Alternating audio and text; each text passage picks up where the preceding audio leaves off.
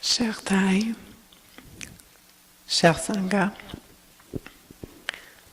c'est tout un honneur de pouvoir être ici et partager avec vous ma vision profonde de ce qu'est le chemin des bodhisattvas. Je ne m'appelle pas Lynn, c'est Chantal. Lynn, malheureusement, ne pouvait pas être avec nous aujourd'hui. Alors, j'ai pris sa place et pour essayer de partager avec vous un peu ma vision sur le thème d'aujourd'hui. Aujourd'hui étant le 11 juin 2017. Et nous sommes au village désirable, à la retraite de l'ordre de l'interêtre. Et je voudrais commencer peut-être par partager avec vous ma propre expérience, pour ensuite essayer d'adresser un peu les questions que Chenku nous avait proposées. Qu'est-ce que c'est être membre de l'ordre de l'interêtre? C'est quoi les obstacles qu'on rencontre sur le chemin? Et le regard profond sur les solutions. Quand j'étais jeune, enfant, j'avais un énorme désir de soulager la souffrance. Ça s'est manifesté par mon désir de sauver des grenouilles qu'un garçon avait pilées dessus ou de faire des soins à un chaton qui s'était blessé. C'était très présent en moi et j'allais à l'église et dans les enseignements qu'on me faisait de l'Église catholique, on parlait de Jésus et le fait qu'il pouvait soulager la douleur, la souffrance en guérissant les gens. La personne qui était aveugle pouvait voir, celui qui ne pouvait plus marcher, marchait. Et cette idée d'un sauveur était très importante pour moi. Et ça m'animait, ça m'intéressait. Et vers l'âge de 12 ans, mon voisin de palier, en face, a eu un cancer. Il avait 2 jeunes enfants, il était marié. Je gardais ses enfants. Et donc, je mettais à profit mes connaissances et je priais très fort à tous les soirs pour qu'il ne meure pas de son cancer. Parce qu'il avait 2 beaux enfants et une femme qu'il aimait beaucoup et il souffrait. Toujours est-il qu'après beaucoup de souffrance, il est mort. Et j'étais très fâchée. Et ma foi, elle est disparue. Et les gens autour de moi disaient, ben oui, on le sait, ça ne marche pas ça. L'Église catholique, ça fait longtemps qu'on l'a abandonnée. C'était les années 80 peut-être. Début des années 80. Alors, je suis devenue une adolescente frustrée, rebelle. Mais je restais avec ce désir de sauver, ce désir d'aider, de soulager la souffrance et d'être au service des autres. Ma première job, j'étais chez McDo, service à la clientèle. Ensuite, à la Banque Royale, une agente de service à la clientèle encore. Et j'ai vite vu que j'allais pas sauver personne à la banque. Et j'ai quitté la banque pour devenir préposée aux bénéficiaires. Et à cet instant-là, je n'avais aucune formation. J'ai eu un emploi dans le privé. Et la première journée, j'ai été demandée de laver quelqu'un. Un homme de 65 ans qui était paralysé, paraplégique. Et sans formation, à l'âge de 18 ans, j'ai pris ce que j'avais, ce que je connaissais, et c'était la compassion. Et je me suis dit, Chantal, lave-le comme tu voudrais qu'on te lave. Et c'est ce que j'ai fait avec la dignité. Et j'ai découvert une jambe, je lui ai lavé, rincé, séché, j'ai recouvert la jambe, j'ai fait l'autre jambe. Et brusquement, il m'a demandé, « Où est-ce que tu as appris à laver le monde, toi? » J'ai dit, « Monsieur, j'étais caissière à la Banque Royale la semaine dernière. » Je ne l'ai pas appris nulle part. Il dit, « Mais c'est le meilleur bain que j'ai eu à date. » Alors pour moi, c'était une leçon très importante de continuer à toujours aider les gens avec compassion et avec amour bienveillant. Ce que j'ai appris par la suite, par contre, c'était que même ça, c'était pas assez. Il fallait plus que ça. J'ai étudié pour devenir ergothérapeute parce que le travail de préposé aux bénéficiaires, autant qu'il est très valorisant parce qu'on est près des gens et on soulage la souffrance, c'est un travail qui est très demandant physiquement.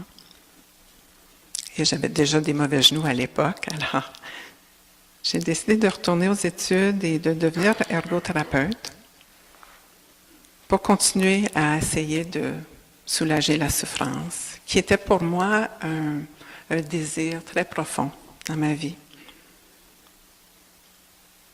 Et après plusieurs années de travail dans le domaine, je me suis retrouvée épuisée. Je n'avais toujours pas trouvé d'autres sources d'inspiration spirituelle.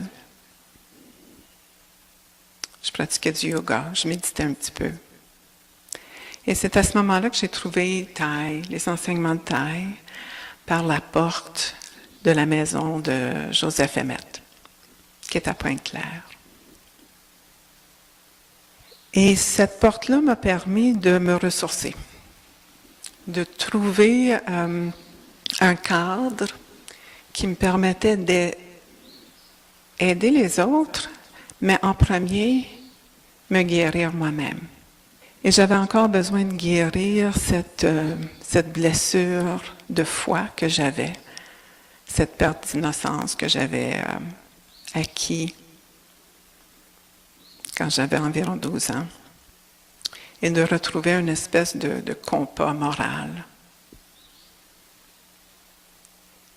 Et la pratique m'a amené à mieux me connaître, à dénouer des nœuds qui étaient à l'intérieur de moi, pour ensuite être capable de mieux servir les autres, de continuer à travailler sans m'épuiser dans le domaine de la santé, et aussi de redonner à la communauté. À un moment donné, j'ai réalisé que j'avais besoin de plus de temps pour moi, que pour être une meilleure mère, il fallait que j'aie du temps pour me ressourcer aussi et pratiquer. Et en 2003, j'ai pris les 5 entraînements. En 2008, je me sentais assez solide pour prendre les 14 entraînements. J'avais 40 ans et j'avais l'occasion de prendre les 14 entraînements à Blue Cliff lors de mon 40e anniversaire avec Thay. Et je n'ai pas saisi l'occasion. Plutôt, j'ai décidé qu'au printemps prochain, je le ferai ici, au village des Érables, entourée de la Sangha que je connaissais, de la main des enseignants qui me connaissaient depuis une dizaine d'années. Et c'était la communauté que je voulais servir. Aussitôt que j'ai pris les 14 entraînements en 2008, je suis revenue au travail et une de mes collègues venait d'apprendre que son père avait un cancer et elle m'a demandé, « Chantal, est-ce qu'on peut méditer ensemble? J'ai besoin de trouver la paix de l'esprit. » Je dis « Absolument. » J'ai ma veste brune. Je me sens solide dans ma pratique. On va pratiquer dans le gymnase de physiothérapie. Et il y a d'autres thérapeutes qui observent ce qu'on fait. D'autres thérapeutes qui demandent « Ah, tu pourrais enseigner la méditation, Chantal? On aimerait ça apprendre. » Alors, petit à petit, le gymnase s'est rempli de gens, de personnel de l'hôpital. Tous des gens qui avaient comme vocation de travail d'aider à soulager la souffrance des gens. Des gens qui eux aussi cherchaient à se ressourcer pour éviter l'épuisement. Et une sangha s'est formée à l'hôpital Sainte-Anne. Au début, j'avais très peur. J'avoue que j'avais la crainte que les gens m'accusent d'amener ma religion au travail, que je sois la bouddhiste, qu'on m'étiquette, que je sais pas, j'avais des peurs et des craintes face à ça dans mon milieu de travail, qu'on prenne quelque chose qui m'est cher et qu'on le banalise ou qu'on l'utilise contre moi. Mais c'est jamais arrivé. J'avais des petits commentaires parfois de collègues qui me disaient « Ah oui, Chantal, tu sais, des gens qui trouvent ça bizarre. » Mais bon. Et donc, on a commencé, et ça s'est poursuivi. On a eu des centaines d'employés qui sont venus à l'heure du midi. Mais on avait toujours un groupe, un core group, un noyau assez solide. Et ça m'a amené ensuite à traverser de l'autre côté, parce que je travaillais en gériatrie avec les anciens combattants âgés, d'aller offrir mes services en santé mentale auprès des jeunes anciens combattants avec des troubles de stress post-traumatique. Et là aussi, il y a beaucoup de souffrance et on voulait enseigner directement aux anciens combattants et à certains membres actifs des forces et de la GRC, la pleine conscience, dans le cadre de leur thérapie intensive résidentielle qui durait de 2 à 6 mois. Alors là, c'était une autre approche très différente où on me demandait dans mon travail d'utiliser la pleine conscience directement avec des gens qui souffraient. Et j'ai accepté. C'était un grand changement dans ma pratique. Je n'avais jamais travaillé en santé mentale. J'avais beaucoup de doutes quant à mes capacités, mais encore là, ce que la pratique m'a appris, c'était d'oser, de sortir de ma zone de confort. Parce que c'est juste en sortant de ma zone de confort que je grandis. Alors, c'est ce que j'ai fait. Et ce qui était particulier, c'était que la pleine conscience était obligatoire. Vous êtes tous ici parce que vous choisissez de venir ici. Mais les clients de la clinique, tout le programme était obligatoire. Tu ne faisais pas choisir ce que tu voulais faire, tu ne voulais pas faire. Tout était obligatoire. Alors tout le monde faisait du yoga. Tout le monde allait à la pleine conscience. Et d'avoir un groupe d'anciens combattants assis sur des coussins, au sol, eux aussi, ils avaient leurs doutes. Ils avaient leurs préjugés, leurs jugements quant à ce que c'est la méditation, le yoga. Mais l'attitude, elle était ouverte. Et c'est tout ce que je leur demandais. Venez vous poser dans la salle. Restez assis pour une demi-heure avec moi et restez ouvert, si vous êtes capable. Mais d'être ouvert, c'est d'être vulnérable. Et même ça, c'était parfois difficile. Et puis, la saga se poursuit. Et je continue à travers tout ça. Il y a eu des hauts et des bas dans ma pratique. Des moments plus difficiles, des attentes que j'avais de développer des choses qui ne se sont pas produites, des difficultés dans ma vie personnelle, dans ma vie professionnelle. Et puis est arrivée cette occasion où on m'a appelé, on m'a envoyé un courriel pour me demander de venir en France accepter la transmission de la lampe de taille. Surprise, bouche bée. J'ai accepté, j'ai rapidement organisé mes choses et mon mari m'a accompagnée. Et ça aussi, ça vient supporter ce qu'on fait. Ça vient renforcer notre désir d'aider les êtres. Et quand je l'ai fait, malgré que je tremblais devant taille, et j'étais accompagnée de Sornyung et de mon époux. C'était un moment que toute la Sangha était là. Et c'était pour la Sangha. Et c'était pour taille. C'était pour continuer tout ce beau travail qui est en train de se faire. Et il y a une énorme soif présentement en Amérique du Nord, pour ces enseignements-là.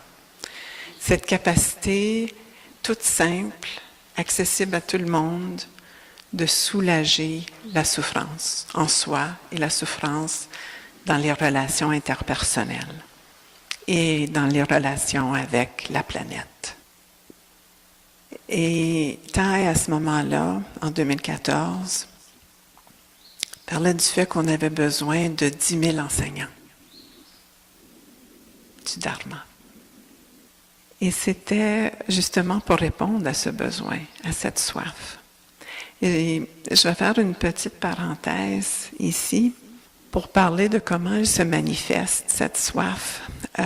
Présentement, c'est la mode, c'est en vogue, c'est sur le Time Magazine, il y a des rubriques dans le New York Times à tous les semaines sur mindfulness.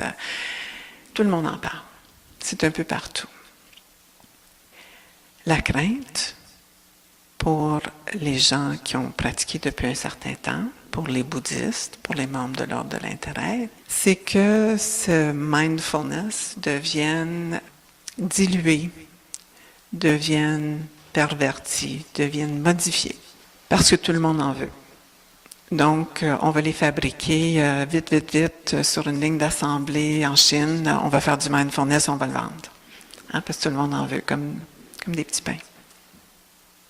Et donc, Thay avait cette vision de dire, non, je veux que ce soit mes étudiants qui soient capables d'enseigner, qui soient capables. Et donc, c'est un appel, c'est un encouragement qu'il avait, que les gens amènent la pleine conscience dans leur quotidien, dans les écoles, dans les hôpitaux, dans les prisons, dans leur milieu de travail. Et tout ça sans s'épuiser, en gardant notre fraîcheur et notre pratique jeune et fraîche. Tout un défi.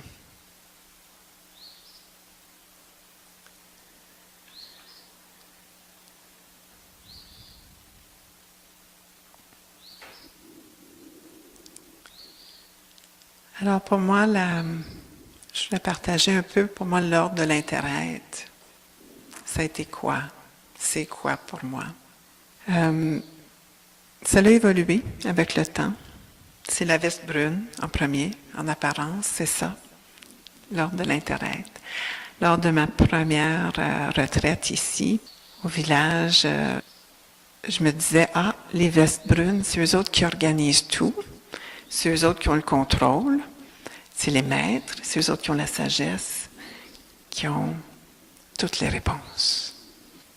Eh bien, un peu comme quand j'étais à l'université, puis je pensais que les profs avaient toutes les réponses, on s'aperçoit que les enseignants, ils ne sont pas ceux qui contrôlent le four pour mettre le pain dedans, ils sont dans le four avec nous. Et c'est pour ça que c'est avec beaucoup d'humilité que je suis assis ici devant vous, parce que moi aussi j'ai tous les obstacles et les défis d'une vie de travail, d'une vie d'épouse et de mère et d'amis et de filles, et tout ça rentre dans ma pratique.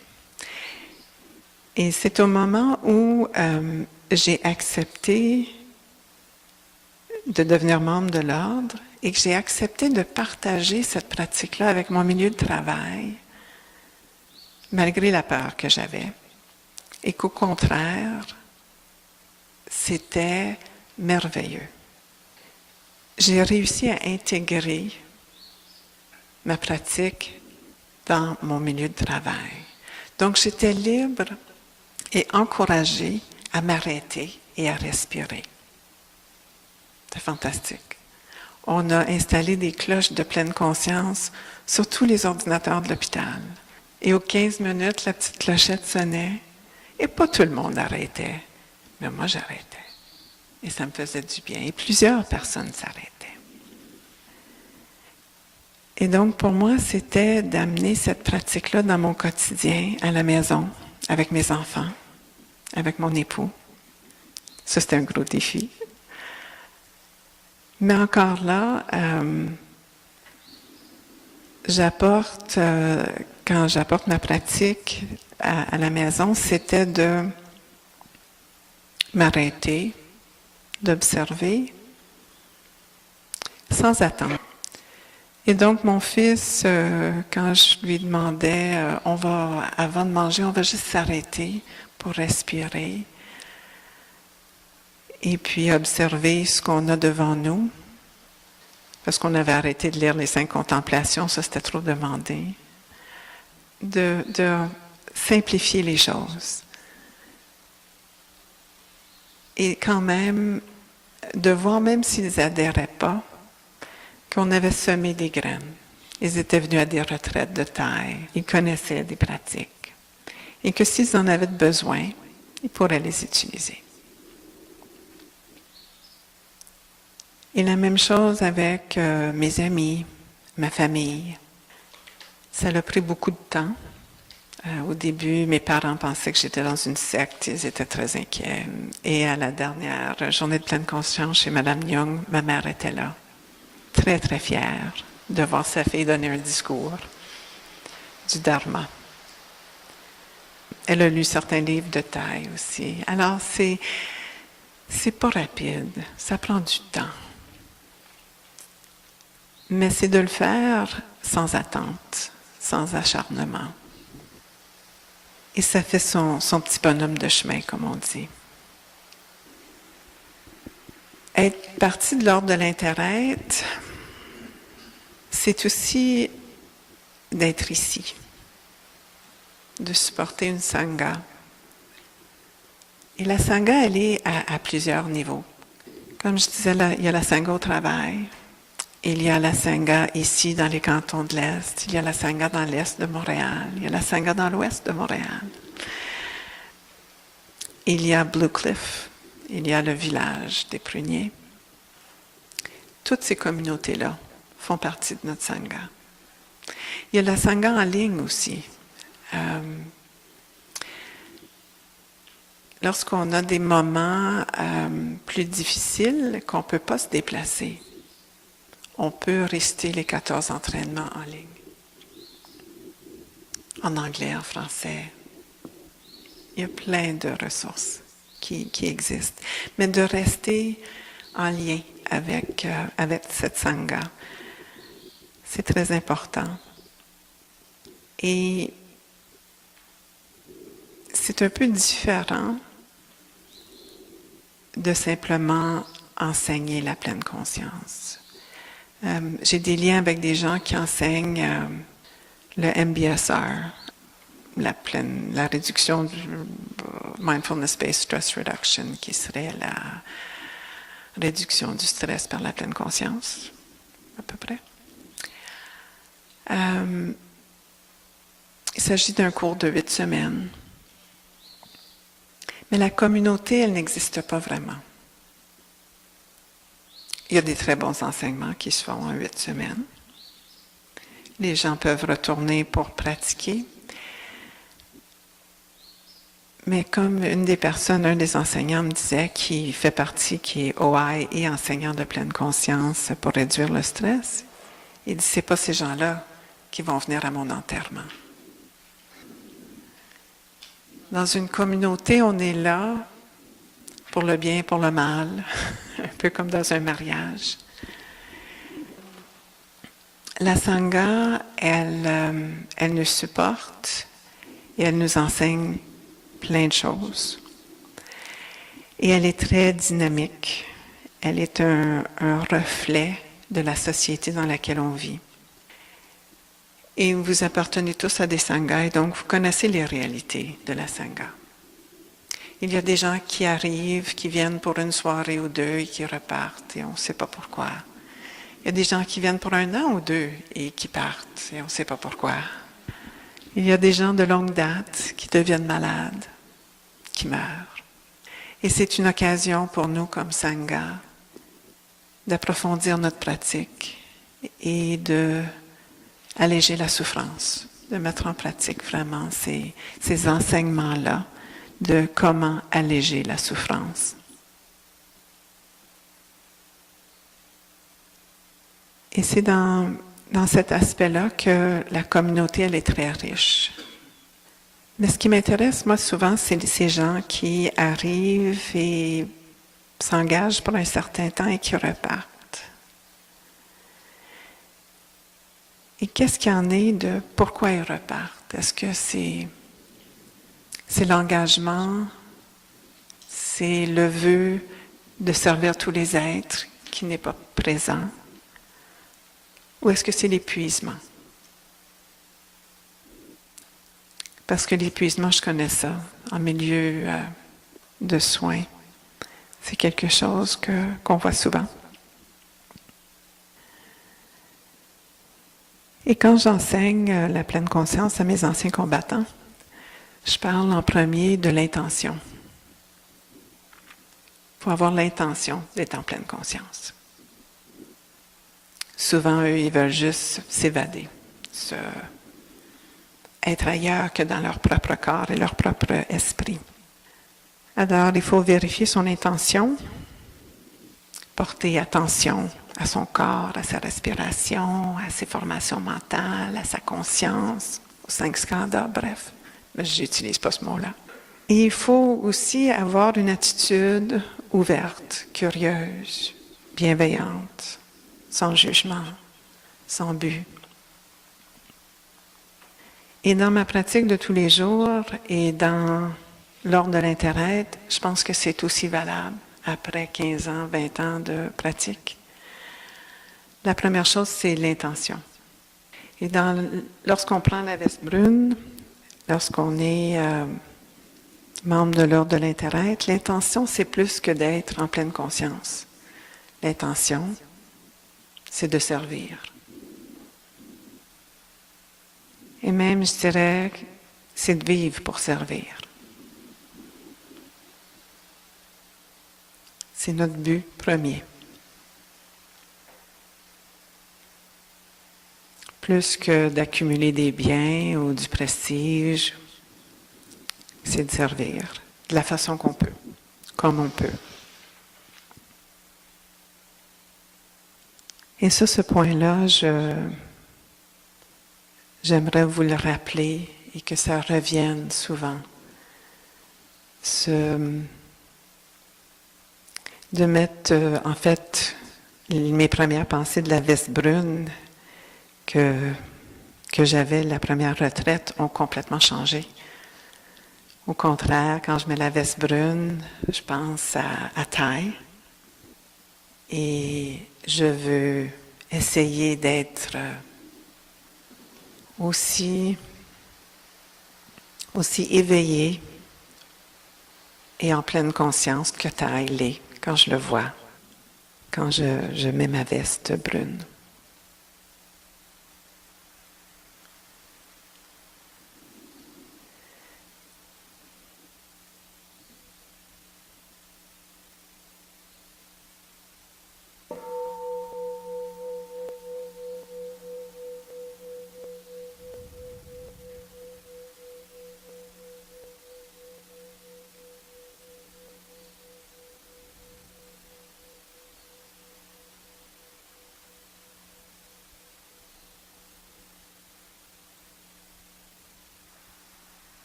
C'est pas facile d'être aussi noble et éveillé que taille. Des fois, c'est lourd. Mais je reviens à l'attitude de non-jugement, d'être sans but, sans attente. Et de faire du mieux que je peux.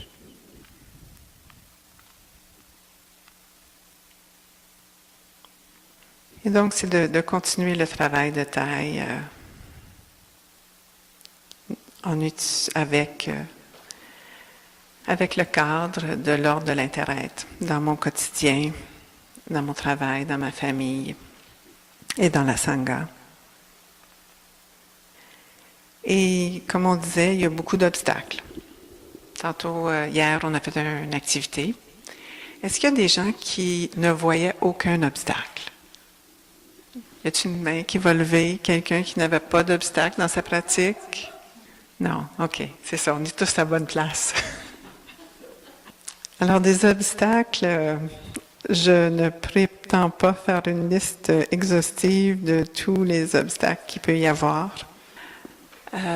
J'ai essayé de diviser les obstacles. J'ai beaucoup aimé ce que Chenke nous a apporté comme texte sur les 8 réalisations des grands êtres qui parlaient justement des obstacles les plus importants. J'ai essayé de séparer entre les obstacles personnels et les obstacles de l'environnement. Et quand j'ai regardé profondément, je me suis aperçue que c'était la même chose. Que l'environnement et moi, nous intersommes. Et donc, mon problème, c'est votre problème. Et votre problème est le mien. Alors, quand on voit les obstacles, on essaie de cerner l'obstacle, de voir ce que c'est, comme si c'était une grosse roche dans notre chemin, comment on peut le contourner, le déplacer, le surmonter. Et pour moi, cet aspect-là, j'essaie de garder un esprit ouvert quant aux obstacles. Quand ils se présentent, c'est sûr que c'est pas ce que je m'attendais à voir. J'ai une réaction face à ça. Ah, tiens, je ne m'attendais pas à ça. Et ensuite, je deviens curieuse. Ah, tiens, qu'est-ce que c'est? Comment qu'elle se définit, l'obstacle? Et comment je peux la déjouer? La surmonter? Avec une attitude curieuse, bienveillante, avec équanimité et joie.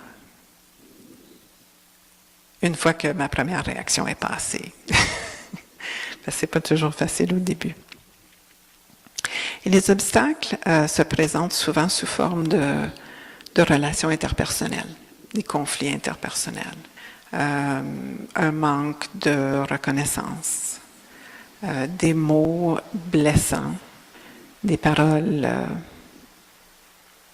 qui ne sont peut-être pas aimantes, des fausses perceptions, des interprétations, des jugements. Et des fois aussi, c'est juste tout ça,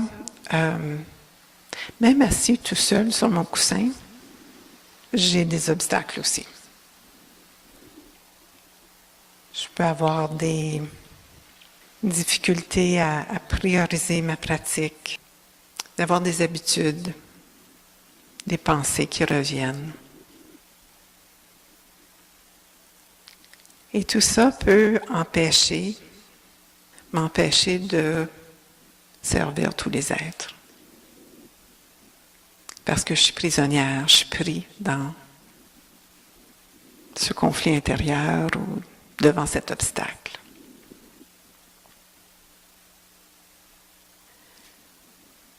Et c'est tout à fait normal. Ça fait partie de la vie que d'avoir des obstacles. Et j'avais espéré que si je pratiquais bien, qu'il n'y aurait plus d'obstacles et que je n'aurais plus de difficultés et ce serait le nirvana. Mathai m'a appris que oui, je vais encore souffrir, mais je vais mieux souffrir. C'est vrai que ça dure beaucoup moins longtemps, la souffrance.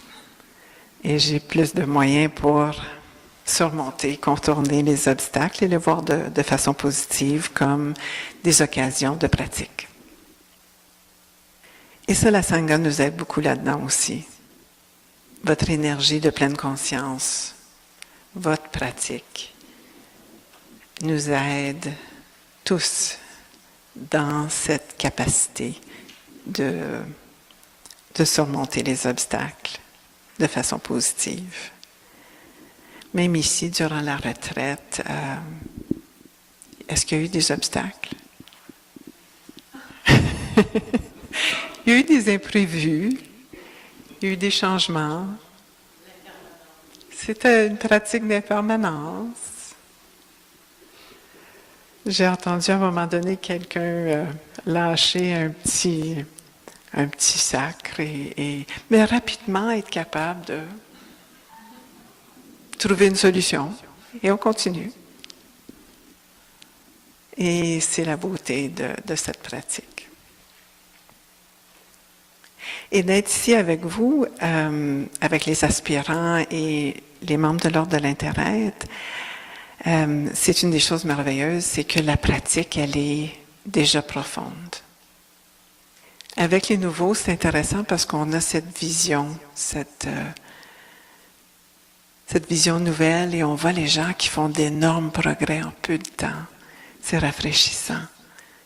C'est beau de les voir passer, transformer certaines souffrances. Je me souviens, les premières retraites, je pleurais. Je n'étais pas toute seule. J'avais beaucoup de choses à transformer. Et ça peut arriver encore. Ça peut revenir.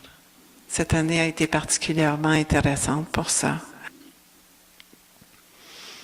Et même hier soir, j'ai quitté la soirée un peu tôt. J'ai pas vu la lune refléter sur le lac. Mais je suis rentrée dans ma tente parce que j'avais besoin de sommeil, et juste avant de me coucher, j'ai regardé mon téléphone.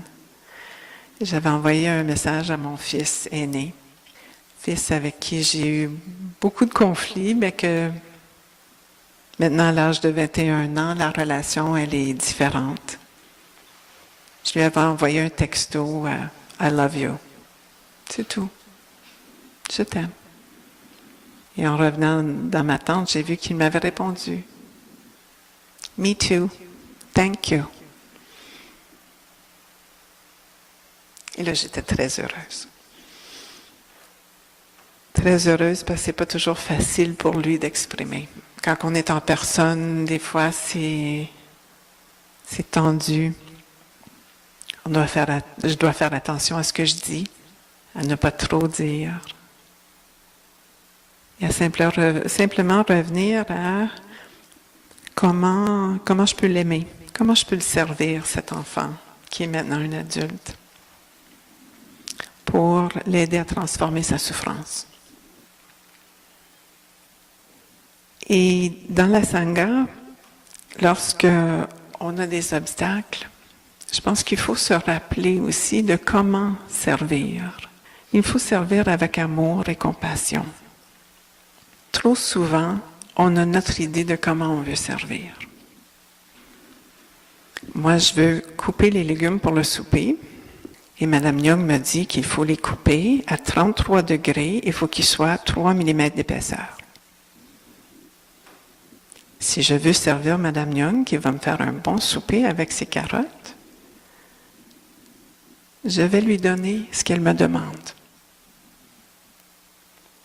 Même si je ne comprends pas pourquoi. Même si ça m'est difficile parce que je ne suis pas très habile avec un couteau. Quand on a un bébé pleure, on ne sait pas toujours pourquoi.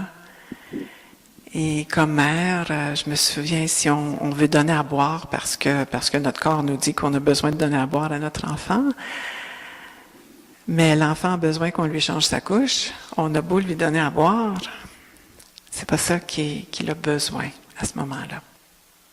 J'ai beaucoup aimé la carte en bas du Dalai Lama qui a un cadeau pour sa fête, une boîte vide. Mon fils m'a fait ça cette année, il a 18 ans. Je lui demande, qu'est-ce que tu veux pour tes 18 ans, tu sais? Veux-tu un ordinateur? Tu sais? Je veux rien, maman. Mais comment je vais te démontrer mon amour, chérie? Il dit, je veux rien. Ah, OK, d'accord. T'es sûr? Tu as 18 ans, tu as sûrement besoin de quelque chose. Non, maman, je veux rien. Je veux juste qu'on ait un souper ensemble. Eh bien, c'était difficile parce que le jour de sa fête, il y avait 3 pieds d'eau autour de ma maison et il n'y avait pas de souper qui allait... Il a dormi en fait. On a essayé de faire un souper ailleurs, mais il n'y a rien eu, mais vraiment rien eu. Alors, d'offrir de savoir ce que les autres ont besoin quand on veut offrir quelque chose. Et de savoir ce qu'on peut donner aussi. En venant ici, les organisateurs m'ont demandé ce que je pouvais offrir.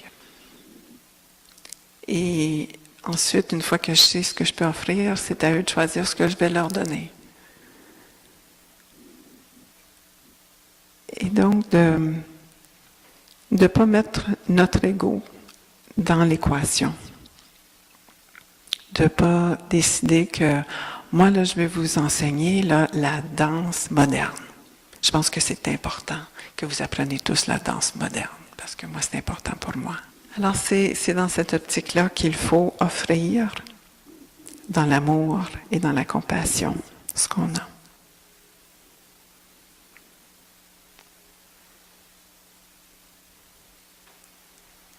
Il faut aussi, pour offrir avec amour et compassion, il faut avoir de la bonne communication. Des communications qui sont claires, qui sont transparentes. Il y a un temps, pendant quelques années, je ne suis pas venue au village. J'avais eu un incident où je me sentais exclue, jugée. Et j'ai omis de le partager. Je suis restée avec. Et c'était... et donc, il n'y avait personne d'autre qui savait pourquoi j'étais pas là. Que j'avais omis de partager ma souffrance. Et ça aussi, c'est notre responsabilité, en quelque part, de maintenir la communication avec notre communauté. Oui, il ne faut pas parler de notre colère en colère, si tu veux. Mais à un moment donné, il faut l'adresser, il faut le partager. Il faut avoir le courage de dire les choses de façon habile, de faire le renouveau. Ou de simplement transformer sa propre souffrance et de voir que peut-être c'était une perception erronée aussi. Et donc la communication à l'intérieur de la Sangha, c'est crucial et c'est ce qu'il y a souvent de plus difficile. Les gens n'osent pas. Les gens évitent le conflit. Je pense que c'est important. On a justement avec notre pratique cette capacité de faire le renouveau et de regarder sa souffrance et de regarder l'autre avec compassion et compréhension et de trouver des solutions à cet obstacle. Parce qu'en me coupant du village, j'arrivais pas à contribuer à la Sangha, ni à recevoir de la Sangha. Alors c'est comme quand on coupe une veine, on coupe la circulation de cette belle énergie qui est là.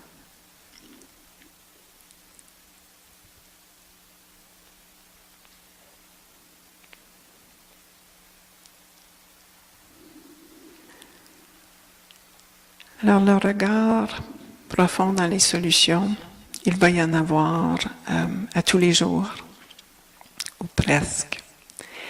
Parce que des obstacles, il va en avoir fréquemment aussi. Et c'est ça la pratique, de revenir à sa vision, de revenir à soi-même, à son intention d'être en pleine conscience, son intention de servir tous les êtres. La Sangha, la famille, la communauté, la planète.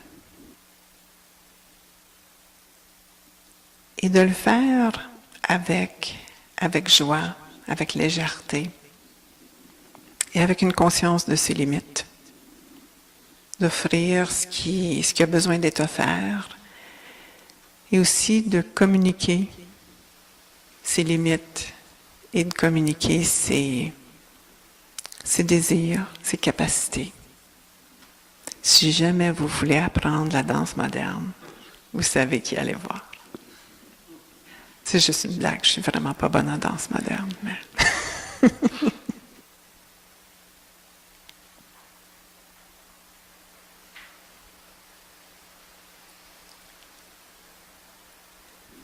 Et cette nature qui nous entoure, le beau soleil qu'on a aujourd'hui et le vent qui souffle dans les arbres,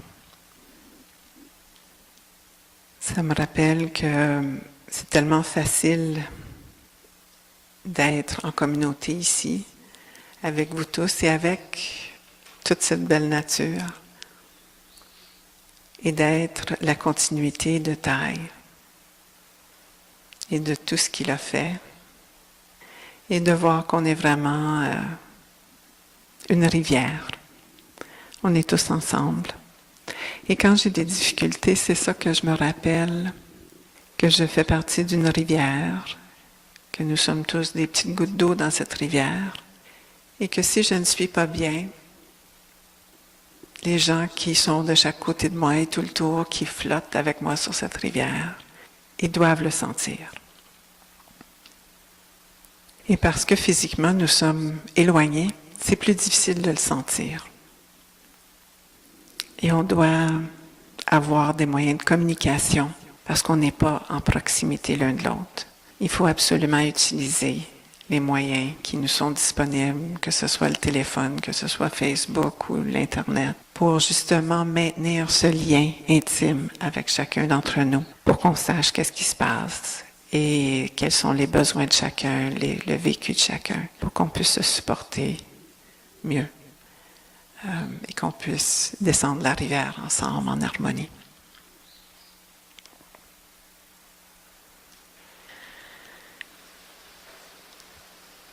C'est tout ce que j'avais vraiment à vous partager aujourd'hui, de mon point de vue, à courte échéance.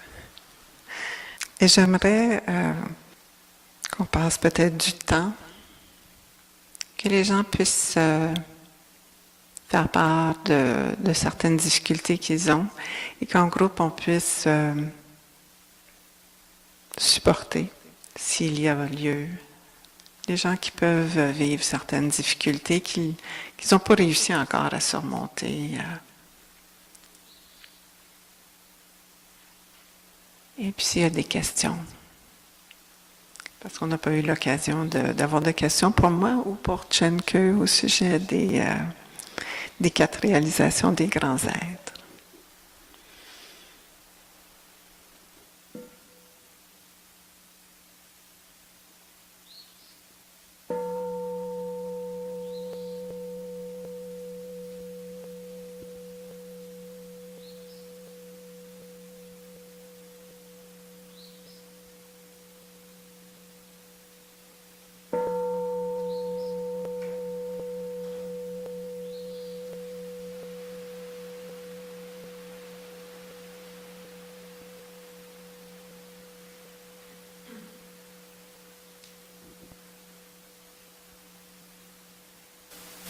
J'ai une question, je cherche la réponse depuis un petit peu de temps.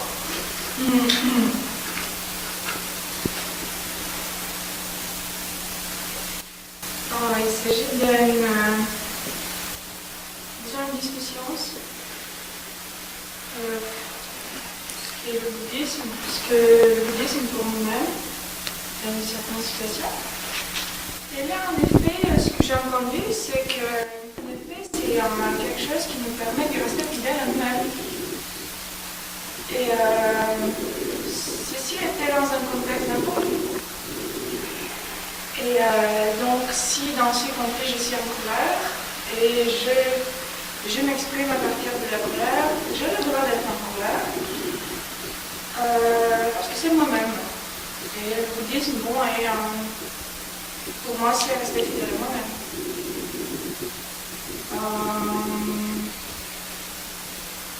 Un peu dans ce sens-là, oui, écrire des courriers de langue consciemment, mais encore une fois, c'est un peu dans la direction de mais je suis fidèle à moi-même, pourquoi c'est une nordique? Et oui, je m'excuse pour ce qui ça a provoqué ce courriel, mais je ne le regrette pas. Encore une fois, parce que je suis fidèle et qu'on a envie d'élargir la complication. Et là, je suis avec, j'avoue, la bouche bée, parce que ça me dépasse. Pour moi, il y a des choses qui sont évidentes dans le bouddhisme, dans l'avenir, je ne sais pas. Et une de ces choses est bon de chercher la paix. Mais en tout cas, je ne sais pas quoi répondre. Je ne sais pas comment réagir à tout ça. Pourquoi c'est important pour moi? Parce que je sens qu'il y a une attitude de même et aussi des éléments qui étaient un peu plus dans cette direction avant cette conversation. On peut couper mon désir de servir pour les autres. Parce qu'en commençant à l'assemblée du Wake Up, j'avais des très très belles intentions, j'avais vraiment le désir de créer un espace sécuritaire, un espace d'amour, un espace, un refuge, comme on dit. Et cette intention est restée pas mal de temps. Après quoi, bon, on a eu tout de suite ce qui s'est passé. Et à un moment donné, là, hier, notamment, je me suis rendu compte que les belles intentions de servir pour les autres ne sont pas là, mon ego est bien là-dedans. D'une certaine manière aussi. Donc, je n'arrive pas à trouver cette source, moi, qui était de servir les autres, étant donné que dans une situation, je me sens aussi accusée, je me sens agressée, et je vois qu'il n'y a pas le désir il n'y a pas la conscience de qu'est-ce que ça a provoqué, en fait. Comment, qu'est-ce qu'une réaction en colère, un libre cours à sa violence provoque dans l'autre, et ça coupe la motivation d'aller plus loin, parce que pourquoi aller plus loin quand je vais recevoir absolument la même chose? Et rien ne me garantit que je ne vais pas la recevoir. On a le droit, on est bouddhiste. Donc, c'est ça, je me demande. On dit, vous avez besoin de bien chacun, mais merci beaucoup. Alors, si je comprends bien ta question, c'est est-ce que dans le être bouddhiste, ça veut dire d'être fidèle à soi-même? Et aussi, ce que j'entends, c'est une perte de son aspiration de servir tous les êtres quand il y a des êtres qui sont pas gentils, qui sont blessants, et qui se disent bouddhistes dans cette façon-là. Est-ce que c'est un peu ça les deux questions? Je vais juste compléter. Est-ce que c'est, oui, le bouddhisme, c'est être fidèle à soi-même, y compris la violence envers l'autre? J'imagine que ça commence à faire la violence, oui. Est-ce que ça me donne la raison d'être violent? Je ne parle pas au nom de tous les bouddhistes. Et je ne sais pas où cette perception que d'être bouddhiste nous donne l'occasion d'être fidèle à soi-même. La difficulté étant le soi. Et aussi, si on regarde les 5 entraînements, les moyens habiles, la parole juste, elle est présente. On ne parle pas d'être fidèle à soi-même du tout dans les 5 entraînements. On revient à sa vraie nature, peut-être. Et sa vraie nature, pour moi, elle est l'amour et la compassion. La vraie nature, elle est impermanente.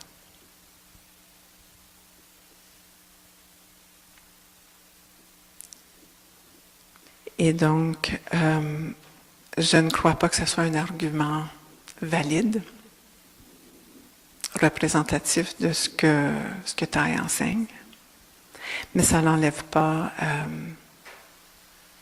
la difficulté et la blessure de ce qui est fait, du comportement qui est des paroles difficiles, des paroles violentes que vous dites. Ça m'apparaît plus comme une difficulté interpersonnelle et de voir comment on gère des situations où les gens nous blessent dans une sangha.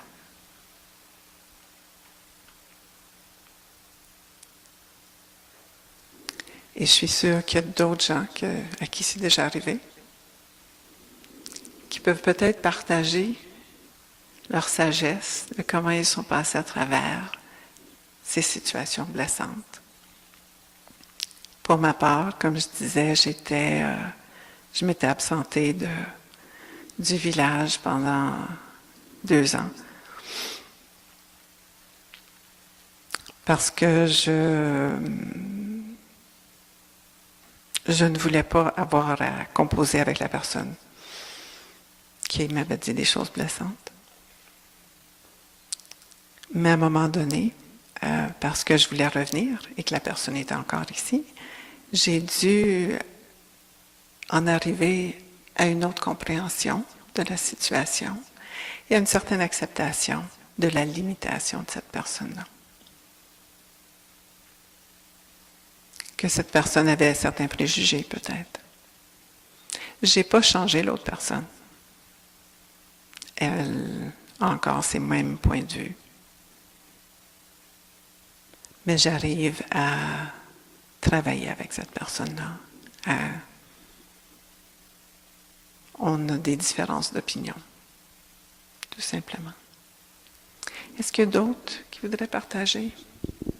Oui.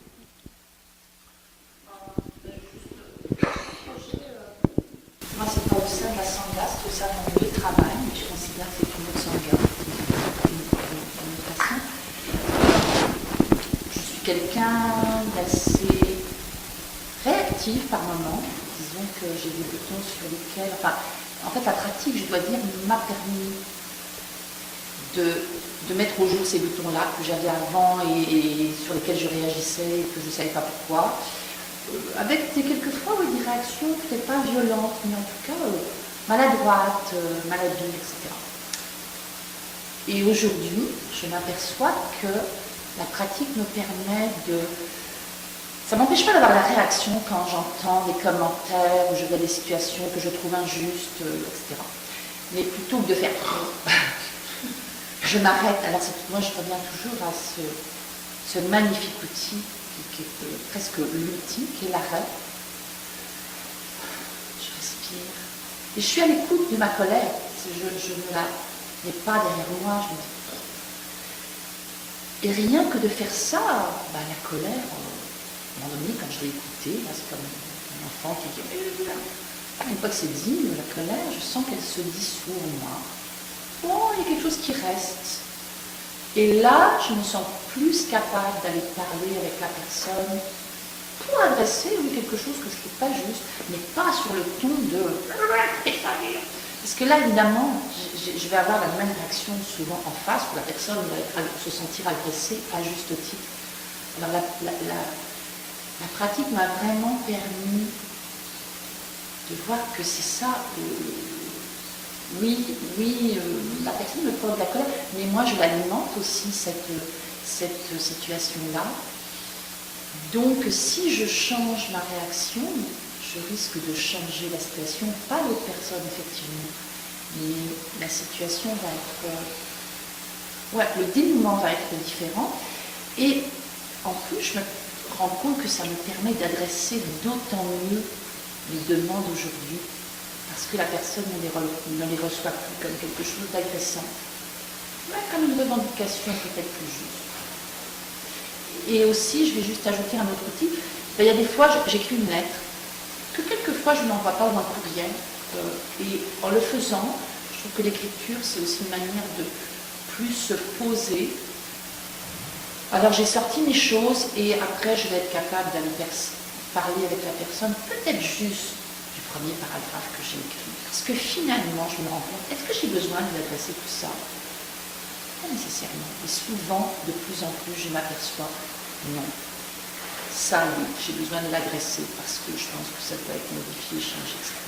Alors oui, la pratique est d'une grande aide dans l'accueil de la colère, de la reconnaître, mais de ne pas parler en colère, de la laisser passer, pour être plus dans une parole bienveillante et une plus profonde.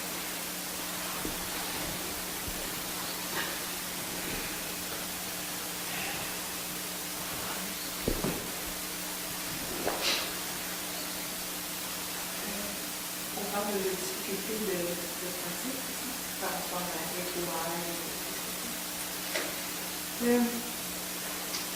Ma difficulté, ma grande difficulté, c'est dans ma pratique de loyer de ma vie, parce que je ne suis pas différente dans ma pratique de loyer que c'est l'écoute.